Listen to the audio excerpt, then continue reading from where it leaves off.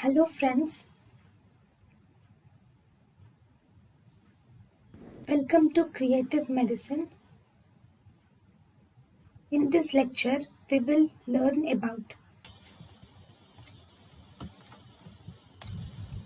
green stick fracture is seen in this only a part of the cortex is intact, the part is crumpled, that is green stick fracture.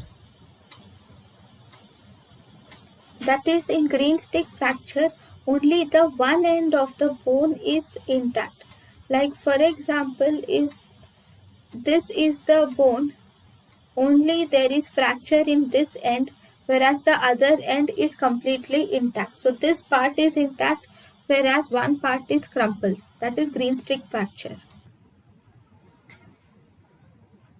Thank you, and thank you for watching.